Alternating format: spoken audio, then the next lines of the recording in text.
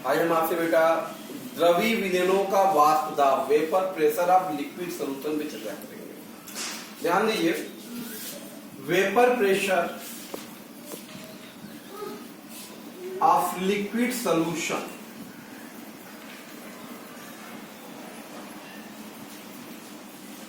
Vapour pressure of liquid solution, द्रवी विलयन का वाष्प दाब। थोड़ी सी चर्चा वाष्प दाब पे कर लेते हैं आपसे हम कि वाष्प दाब होता क्या है। ऐसा आप जानते भी होंगे 11th फर्स्ट पेपर में। देखिए बेटा, जब किसी मान लीजिए कोई पात्र में कोई भी वाष्पशील द्रव अगर ले लिया जाए,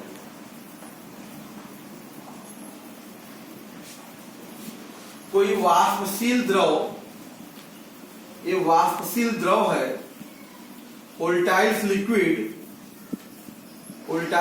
है, और इसको हम लोग जब किसी बंद पारदर्शी बंद पात्र से ढक दें, ये बंद कर दिया जाएगा, बंद पात्र में रख दिया गया, तो होता क्या होगा कि इसके जो वाष्प के अणु हैं, ये वाष्प के अणु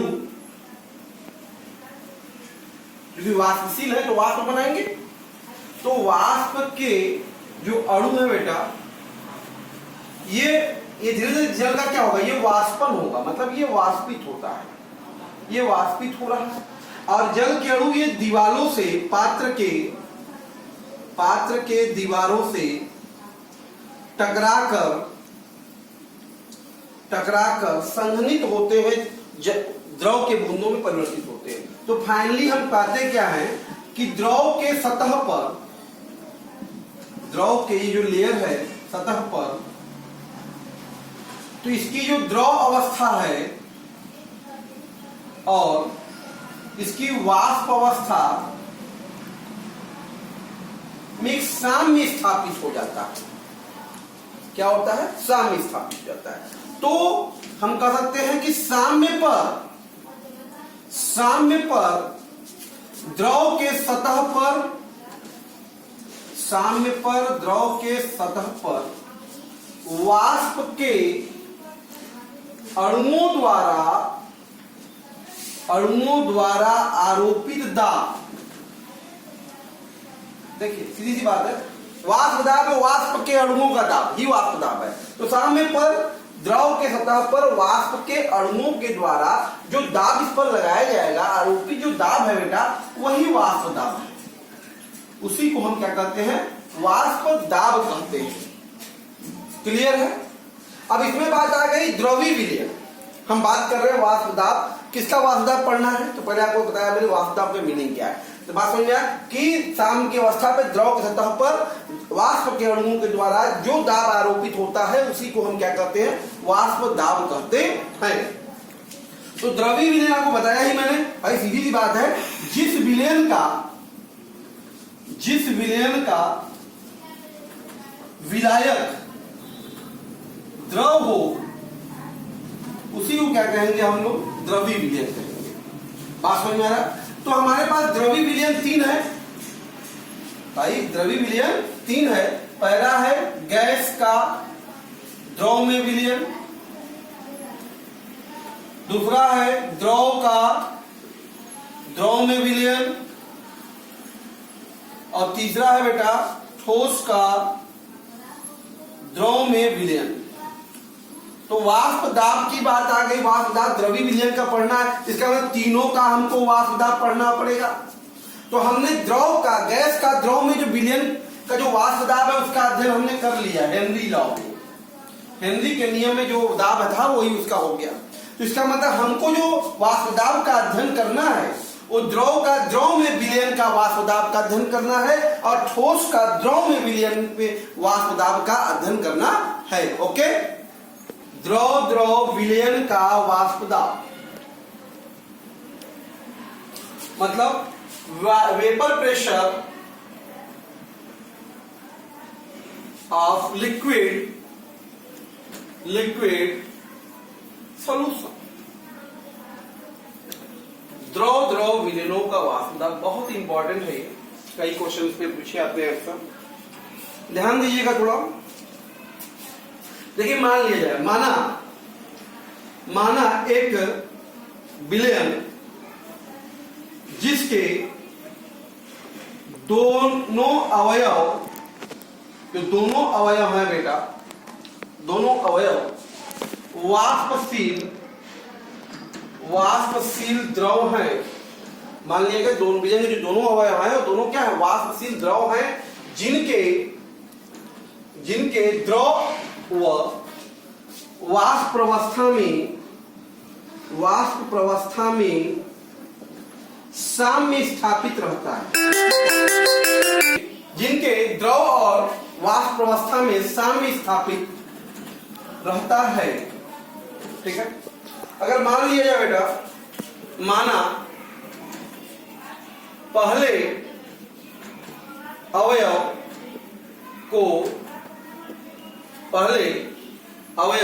विलेय को मान लेते हैं, द्रव विलेय, दोनों द्रव ही है, द्रव विलेय को एक से व दूसरे अवयव को दो से प्रदर्शित करें।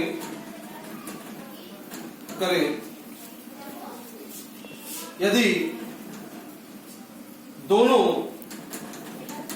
द्रव की शुद्ध अवस्था में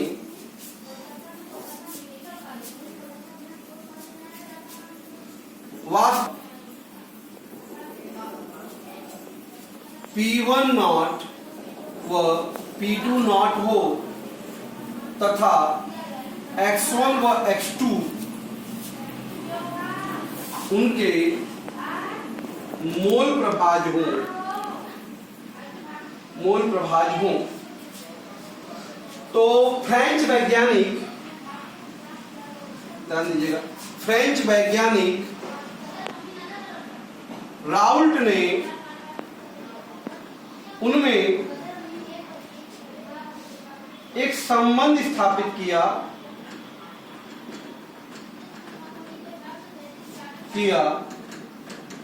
जिसे राउल्ट का द्रव विलयन के लिए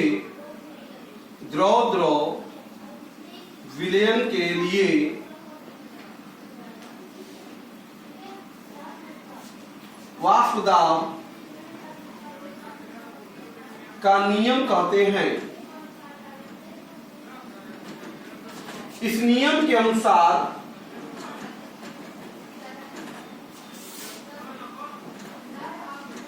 ध्यान दीजिएगा थोड़ा सा, इस नियम के अनुसार वाष्पशील द्रवों के विलयन में प्रत्येक अवयव का आंशिक दाब उसके मोल प्रभाज के समानुपाती होता है। ध्यान दीजिएगा, ये राउल्ट्स का नियम है लिक्विड सॉल्यूशन के लिए, लिक्विड इन लिक्विड।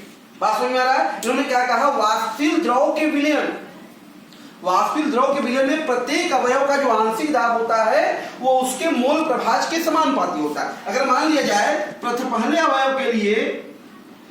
अवयव के लिए P1 प्रोपोर्शनल टू क्या होगा बेटा, X1, दैट इज को हटाएंगे तो P1 इक्वल टू क्या रहेगा, P1 नॉट X1, समीकरण नंबर 1। इसी प्रकार से दूसरे अवयव के लिए बात करें तो P2 जो होगा, दूसरे अवयव का जो वाष्प दाब होगा प्रोपोर्शनल टू X2। ठीक है, इसका मतलब हो जाएगा P2 इक्वल टू बेटा P2 नॉट X2 हो जाएगा, दूसरे अवयव का वाष्प दाब।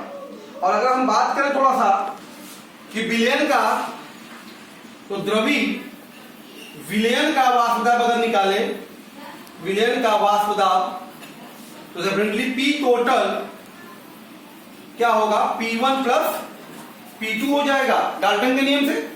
तो P टोटल, P कुल कितना वाष्प दाब आएगा बेटा? P1 नॉट x1 और P2 नॉट x2 हो जाएगा। ओके, होता है इस तरह से हम द्रव्य विलयन का वाष्प दाब निकाल सकते हैं। अच्छा, हम इसको चाहे दूसरे रूप में भी लिख सकते हैं बेटा। देखिए कैसे, P टोटल जो होगा P1 नॉट x1 को लिख सकते हैं 1 माइनस x2, बताया दोनों में ये होता है, तो x1 बराबर क्या होगा 1 माइनस x2 और प्लस P2 नॉट x2 हो जाएगा। तो यहां से P टोटल बराबर ध्यान दो क्या हो जाएगा, P1 नॉट प्लस ये देखो x2 कॉमन है बेटा, तो क्या हो जाएगा P2 not minus P1 not into x2। बहुत इंपॉर्टेंट रिलेशन है ये जो समीकरण आप देख रहे हैं, समीकरण 2, बात समझ में आ रहा है? तो समीकरण 2 से देखो, समीकरण 2 से स्पष्ट है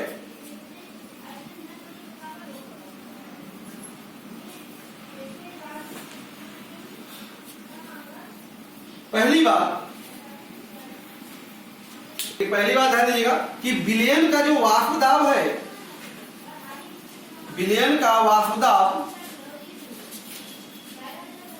किसी अवयव, दोनों में से किसी भी अवयव के, चाहे x1 चाहे x2 दोनों में रिलेट कर सकते हैं, किसी अवयव के मोल प्रभाज से संबंधित है। पहली बात है कि विलयन का जो वाष्प दाब है वो किसी भी अवयव के मोल प्रभाज से क्या होगा, संबंधित होगा या उसका उससे संबंध होगा। क्लियर? सबसे खास बात है कि देखो विलयन का जो वाष्प दाब है, यहां देखो ये क्या है, अगर इसको हम कहते बेटा y, तो देखो ये क्या होगा, ये x है तो y बराबर mx प्लस c जैसा है। इसका मतलब विलयन का वाष्प दाब जो है वो अवयव दो के मोल प्रभाज के साथ, इसमें हमेशा विलयन का जो वाष्प दाब होगा वो अवयव 2 के मोल प्रभाज के साथ रेखीय संबंध रखता है। आप देख रहे हैं इसमें कैसा रिलेशन है, लीनियर, y बराबर mx प्लस c जैसा रिलेशनशिप है। तो यहां पे क्या होगा बेटा, इसका लीनियर रिलेशनशिप होगा। क्लियर? अगर ग्राफ प्लॉट करें तो यहां पे अगर मोल प्रभाज ले लें, ध्यान दीजिएगा, मोल प्रभाज और यहां पे वाष्प दाब ले लें। ओके, यहां पे अगर हम बात कर दें पहला फैक्टर का, ये जो लाइन है पहला फैक्टर के लिए 1 है और दूसरे फैक्टर की वैल्यू क्या है यहाँ पे 0, और यहाँ पे जो दूसरा फैक्टर है उसका मोल प्रभाज 1 और पहले का क्या है 0। इस तरीके से हम देखिए, ध्यान दीजिएगा, तो ये जो अवस्था होगी, ये यहां पे जो होगा ये रेखा, ये पहले अवयव के लिए वाष्प दाब होगा और ये कहलाएगा P1 नॉट। और यहां से आप देखेंगे अगर इसके लिए, तो ये जो हो जाएगा बेटा ये कहलाएगा P2 नॉट। और यहां ये जो हमारा है ये विलयन का P टोटल, ये आपका P1 प्लस P2 है, मतलब P1 not x1 plus P2 not x2 है। तो ग्राफ से सीधा सा स्पष्ट है, आप देख रहे हैं कि दूसरे अवयव का जो वाष्प दाब है शुद्ध अवस्था का, वो प्रथम अवयव के वाष्प दाब से हमेशा क्या रहता है, कम रहता है। इसका मतलब यह हुआ कि पहला अवयव जो होगा, दो अवयव के मिश्रित में पहला अवयव हमेशा क्या रहेगा बेटा, वो कम वाष्पशील होगा और दूसरा अवयव क्या रहेगा, वो अधिक वाष्पशील होगा। तो ग्राफ से स्पष्ट है कि दूसरा अवयव पहले अवयव से कम वाष्पशील है। क्लियर? क्या बेटा, कम वाष्पशील है।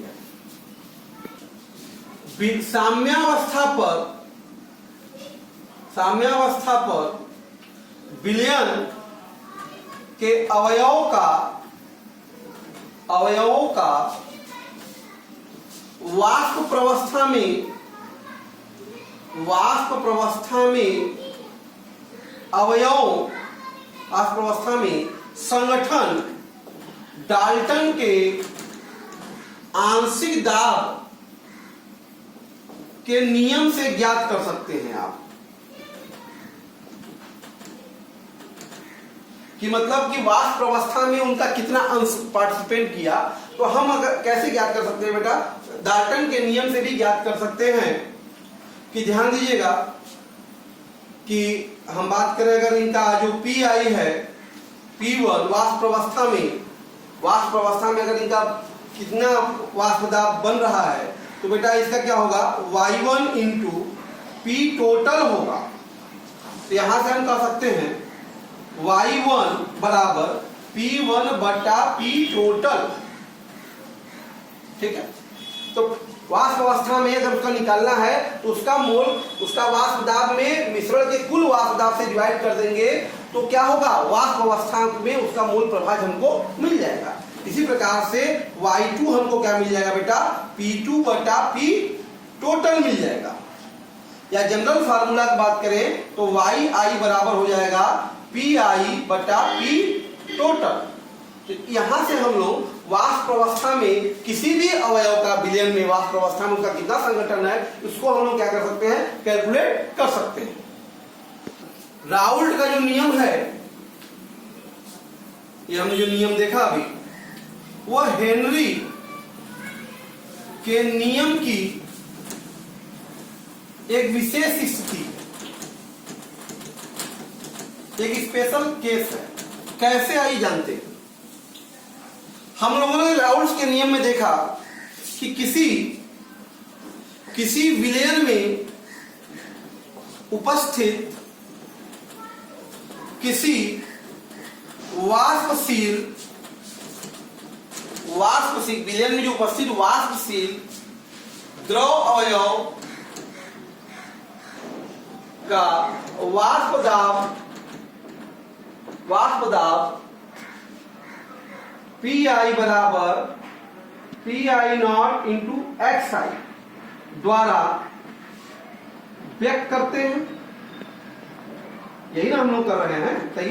राउल्ट के नियम में क्या कर रहे हैं कि किसी भी अवयव का जो वाष्प दाब है बेटा, वो भाई P1 बराबर क्या, P1 नॉट इंटू X1, इस रूप में व्यक्त कर रहे हैं राउल्ट के नियम से।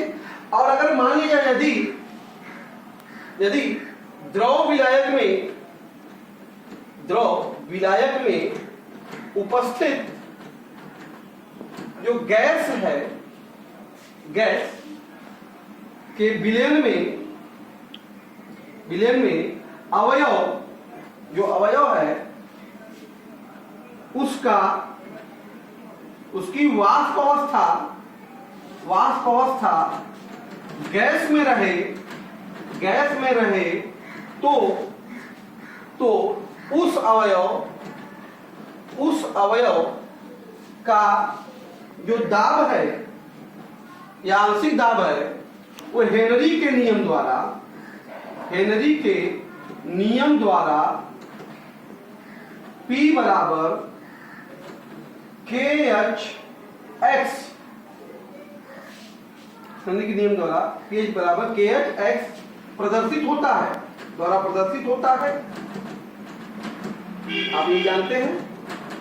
देखिए, तो दोनों फार्मूलों में क्या है, समानता। अगर ये वाष्प अवस्था में है तो उसका दाब जो है PI नॉट XI है, और अगर वो वही अवयव गैस में रहना चाह रहा है, यदि अवयव गैस में रहना चाह रहा है तो वही दाब KHX के रूप में प्रदर्शित हो रहा है। इसका मतलब ये हुआ कि जो अवयव है, अवयव अगर वह वाष्प अवस्था से गैस अवस्था में रहता है तो आप देख रहे हैं कि उसका जो PI है, PI नॉट, वो KH के बराबर है।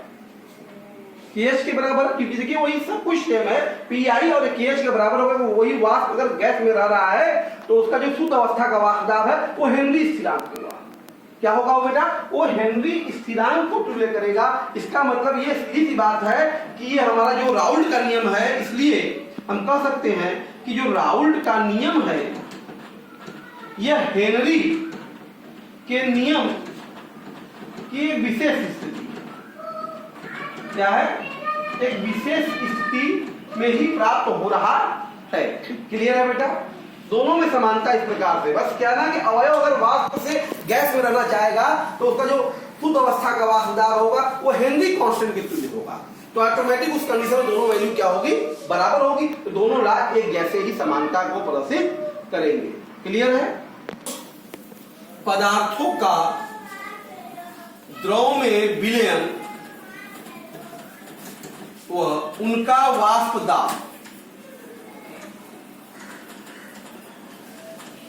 उनका वाष्प दाब, देखिए जब किसी अवाष्पशील ठोस को द्रव में घोला जाता है,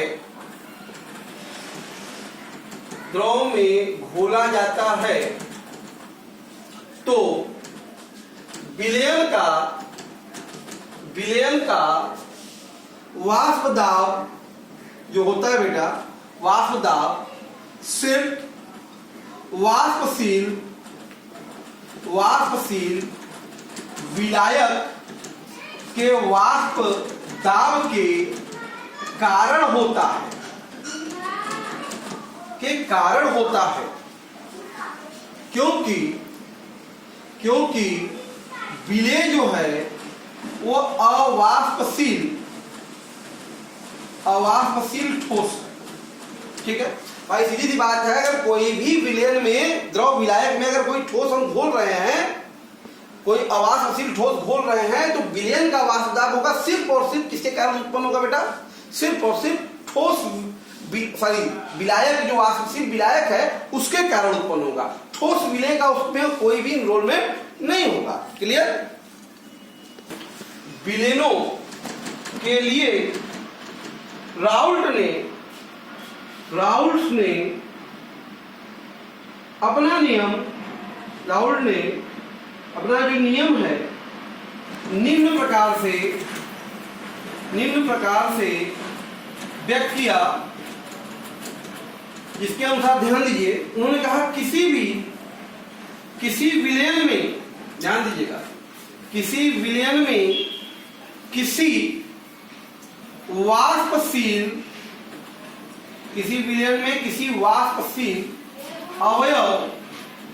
अवयव का वाष्प दाब, किसी विलयन वाष्पशील अवयव का वाष्प दाब उसके मोल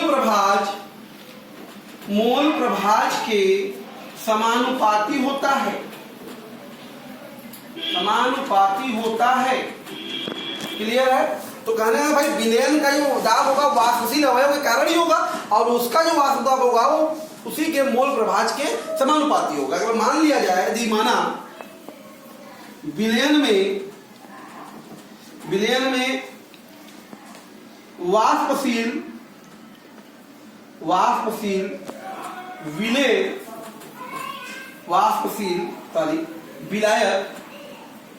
विलायक को अवयव एक लिया जाए तो राउल्ट के नियम से उसका वाष्प दाब क्या होगा? वाष्प दाब बेटा इस फैक्टर का जो P1 होगा प्रोपोर्शनल टू X1 होगा। तो सीधी सी बात है, तो P1 बराबर क्या होगा? P1 not into X1, P1 not into X1। यहां से हम देख रहे हैं, जहां P1 नॉट क्या है बेटा, विलायक का शुद्ध अवस्था में वाष्प दाब है, ठीक है, और X1 क्या है, विलायक का मोल प्रभाज है। क्या है? विलायक का मोल प्रभाज है। ध्यान दीजिएगा थोड़ा। तो यहां से अगर हम एक जनरल की बात करें, तो अगर हम लोग विलायक के वाष्प दाब फिर आप एक ग्राफ भी खींच सकते हैं। यहाँ अगर वाष्प दाब में और विलायक के मोल प्रभाज में ग्राफ खींचे, बताइए कैसी रेखा मिलेगी आपको? एक सरल रेखा मिलेगी। क्या मिलेगी? एक सरल रेखा आपको प्राप्त होने वाली है। क्लियर है? इस तरीके से आपको ग्राफ प्राप्त होगा। अच्छा, दूसरी बात देखो क्या होता है जब किसी अवाष्पशील ठोस को शुद्ध विलायक में वाष्पशील विलायक में घोला जाता है तो उसके वाष्प दाब में गिरावट आती है।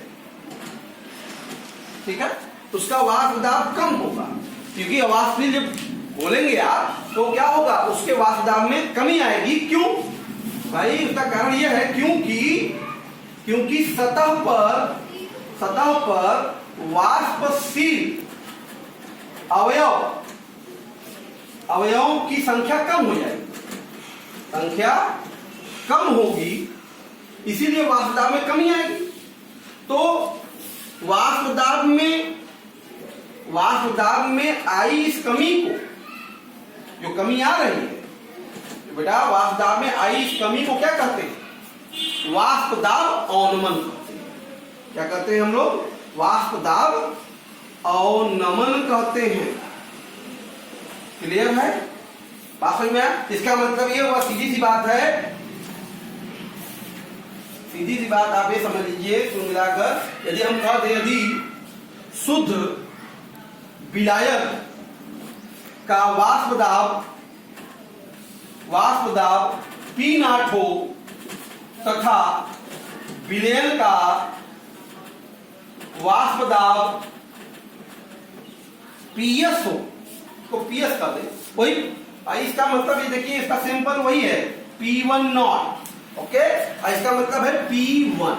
ठीक है, उसको हम P0 और PS रिप्रेजेंट कर रहे हैं। PS हो तो आप जानते ही हैं कि P0 ज्यादा होगा PS से। P0 ज्यादा होगा क्योंकि विलयन में कमी आ गई, तो इसलिए P0 माइनस PS, ये जो P0 माइनस PS है, या इसी को कह सकते हैं P1 नॉट माइनस P1। बात वही है। क्लियर है? को विलयन का वाष्प दाब अवनमन कहते हैं। वाष्प दाब अवनमन कहते हैं। अगर हम देखें फार्मूले से अगर बात करें, आपने देखा P1 बराबर क्या है? P1 नॉट x1 है कि नहीं है? अच्छा, ध्यान दो अच्छा, ये अगर लिख दे P1 नॉट x1 की जगह पे 1 माइनस x2 लिख दे बेटा, 1 माइनस x2, तो P1 बराबर क्या हो जाएगा? P1 not minus P1 not x2। बताइए, तो यहां से आप देख रहे हैं तो P1 नॉट माइनस P1 बराबर क्या आ गया? P1 not into x2। या आप सिंपली हम अगर बात करें इस ऐसे भी कर सकते हैं, हो गया P नॉट माइनस PS बराबर P नॉट इंटू x2।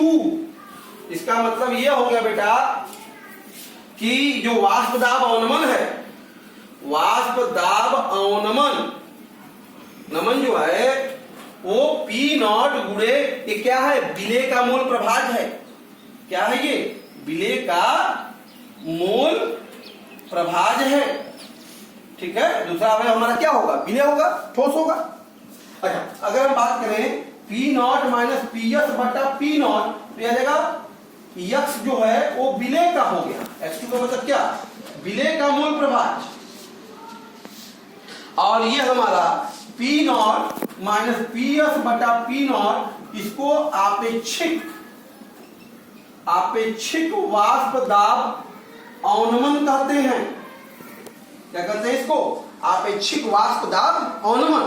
तो यहां से राउल्ट का जो नियम बना, फिर से ध्यान दीजिएगा, यहां से राउल्ट साहब को इस प्रकार से परिभाषित कर सकते हैं कि विलयन का आपेक्षिक जो वाष्प दाब अवनमन है वो विलेय के मोल प्रभाज के बराबर है, विलेय के मोल प्रभाज के बराबर है। तो राउल्ट के नियम को हम इस प्रकार से भी प्रदर्शित कर सकते हैं, राउल्ट का नियम है। किस लिए भाई, किसके लिए है ये? ठोस का द्रव में विलयन, ठोस का द्रव में विलयन के लिए राउल्ट का नियम है कि विलयन का अपेक्षिक वाष्प दाब अवनमन विलेय के मोल प्रभाज के बराबर होता है। अच्छा, अगर हम बात कर ले यदि विलेय का मोल स्मॉल n तथा विलायक का मोल कैपिटल N हो, तो आप समझ रहे हैं P not minus P S बटा पी नॉट क्या होगा, स्मॉल n बटा n प्लस कैपिटल N होगा। क्लियर है?